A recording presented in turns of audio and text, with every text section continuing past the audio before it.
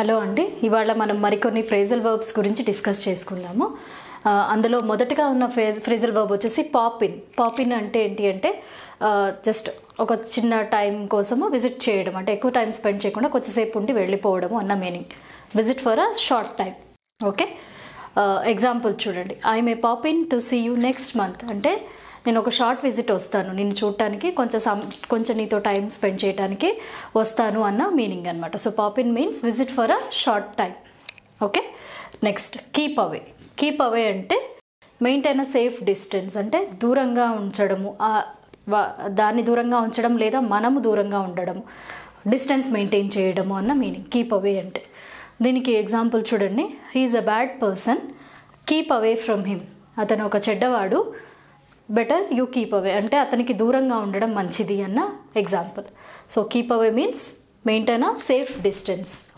Okay, next lash out. Lash out అంటే suddenly become violent, అంటే ఉన్నట్టుండి వైలెంట్గా తయారైపోవడం. కొంతమంది ఉంటారు కదా, కామ్గా ఉన్నట్టే ఉంటారు, but all of a sudden they become very violent, అంటే ఏం చేస్తారో మనం ఊహించలేం మరుక్షణం, అలా ఉంటారు కదా. సో అట్లాంటి వాటికి మనము ల్యాష్ అవుట్ అనేటువంటి ఫ్రేజల్ వర్బ్ని యూజ్ చేయవచ్చు. ఎగ్జాంపుల్ చూడండి. She would suddenly lash out on children అంటే ఆ అమ్మాయి ఉన్నట్టుండి సడన్గా వైలెంట్గా అయిపోతుంది, పిల్లల పైన కొరకడం, గిచ్చడం, కొట్టడం కానీ అలా చేస్తుంది అన్న మీనింగ్ అనమాట. ఆల్ ఆఫ్ ఎ సడన్ అలా వైలెంట్గా బిహేవ్ చేయటము అన్న మీనింగ్ని మనము ల్యాష్ అవుట్ అనేటువంటి వర్డ్ తోటి, ఈ ఫ్రేజల్ వర్బ్ తోటి ఎక్స్ప్రెస్ చేయవచ్చు. నెక్స్ట్ వచ్చేసి లే ఆన్. లే ఆన్ అన్నటువంటి దీనికి మీనింగ్ ఏంటి అంటే ఆర్గనైజ్ లేదా సప్లై చేయటం. ఆర్గనైజ్ చేయటం అంటే ఒకదాన్ని స్టార్టింగ్ టు ఎండ్ ఆర్గనైజ్ చేయటము లేదా సప్లై చేయటము అన్న మీనింగ్. ఇక్కడ 2 ఎగ్జాంపుల్స్ ఇచ్చాను నేను, చూడండి.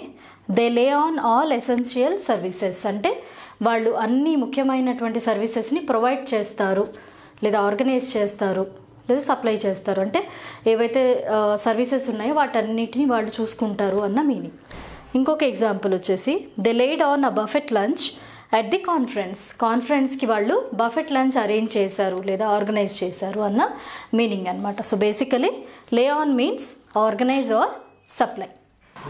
నెక్స్ట్ ఉన్న ఫ్రేజల్ వర్బ్ చూడండి. Layout. Layout means spend money, డబ్బు ఖర్చు పెట్టడం.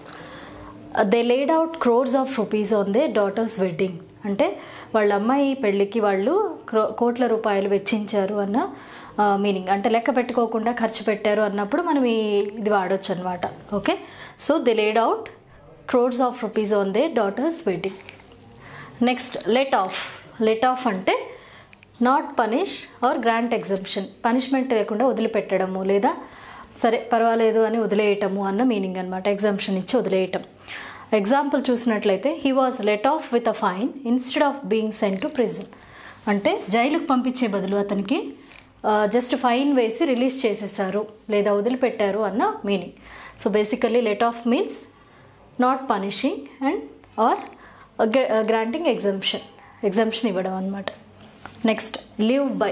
లివ్ బై అన్న దానికి మీనింగ్ వచ్చేసి follow a belief system to guide your behaviour అంటే ఒక నమ్మకాన్ని ఫాలో అవుతూ మన బిహేవియర్ని అదే పద్ధతిలో నడిపించడము.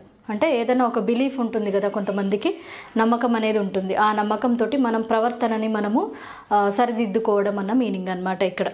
Okay, the facts that we know true or false are the facts that we live by అంటే మనకు తెలిసిన నిజాలు అబద్ధాలు ఏవైతే మనకు కొన్ని విషయాలు తెలుసో వాటి ప్రకారంగానే మనము మన బిహేవియర్ అనేటువంటిది గైడ్ చేసుకుంటూ ఉంటాము, దాని ప్రకారమే మనం నడుచుకుంటూ ఉంటాము అన్న ఎగ్జాంపుల్ మీనింగ్ ఇది. Okay, next pig out. Pig out means over eat, ఎక్కువగా తినేయడం అనమాట, మితిమీరిన తిండి. దానికి ఎగ్జాంపుల్ చూడండి. Last night we pigged out and ate 3 pizzas అంటే లాస్ట్ నైట్ మేము బాగా ఎక్కువగా తినేసాము, 3 పిజ్జాస్ తినేసాము అంటే బేసికల్లీ పిగ్ అవుట్ మీన్స్ పార్టీస్లో ఫంక్షన్స్లో లిమిట్లెస్గా అంటే లిమిట్ లేకుండా తినడం అనమాట.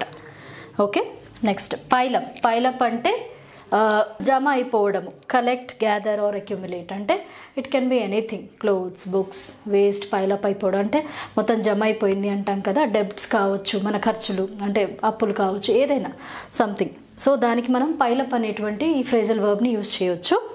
దానికి ఎగ్జాంపుల్ చూడండి. Unpaid bills began to pile up alarmingly అంటే ఏవైతే నేను బిల్స్ పే చేయలేదో అవి అలార్మింగ్ అంటే ఒక రేంజ్కి బాగా పేరుకుపోయాయి, అంటే పెరిగిపోయాయి, అంటే నేను ఇప్పుడు ఖచ్చితంగా ఆ బిల్స్ క్లియర్ అప్ చేయాలి అన్న మీనింగ్ ఆ సెంటెన్స్కి. సో ఇప్పుడు మనం ఇంకా కొన్ని ఫ్రేజల్ వర్బ్స్ అనేవి ఈ క్లాస్లో డిస్కస్ చేయడం జరిగింది కదా, వీటిని మీరు రెగ్యులర్ డే టు డే లైఫ్లో యూస్ చేయడానికి ట్రై చేయండి.